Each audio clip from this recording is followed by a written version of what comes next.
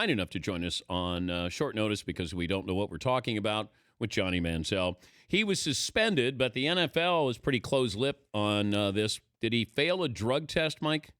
Well, anytime there's a 4-game suspension under the substance abuse policy, Dan, the most obvious conclusion is that he failed multiple tests, and now it takes 4 or 5 failed substance abuse tests before you end up getting suspended. So that is a fair assumption. And regardless of how he got here, the thing to keep in mind, once you're suspended 4 games, you are smack dab in the thick of the program.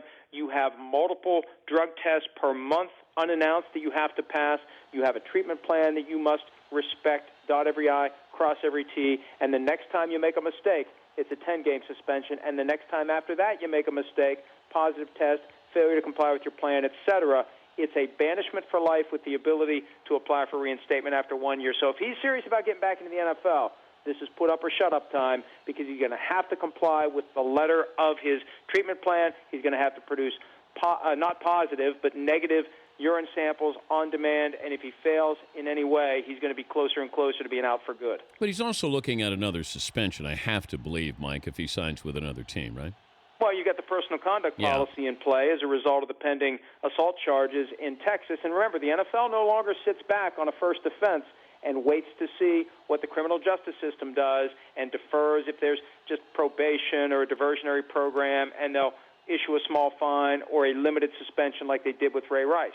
It used to be repeat offenders were the ones that got the harsh treatment. Now you can do something bad enough the first time that you're going to get a suspension on top of it. And Dan, I can't imagine at this point any NFL team trusting this guy. The Browns trusted him not once but twice. They trusted him when he was doing the Eddie Haskell routine in 2014 before the draft. Oh, he's all about football. Oh, he's straightened out. He's going to be fine. And then it all blew up. And then he was in rehab for 10 weeks last year. They trusted him again, and it blew up again.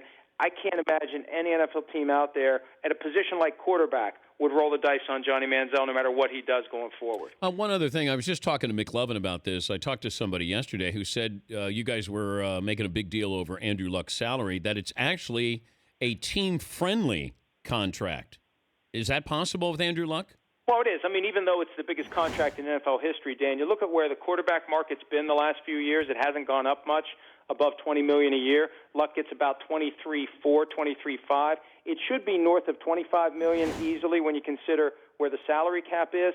And you also have to consider what Luck would have gotten if he had said, I don't want your 6-year contract. He was going to make $16 million this year.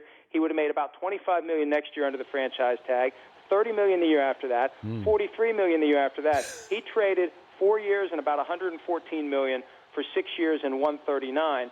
And at the end of that 4 years, he would have been on the open market, and some team swoops in and gives him a contract that really would have been shocking. Jim Irsay said it was going to be a shocking deal. It's a cookie-cutter deal. Nothing shocking about it at all. The only thing surprising is he didn't hold out to get more money.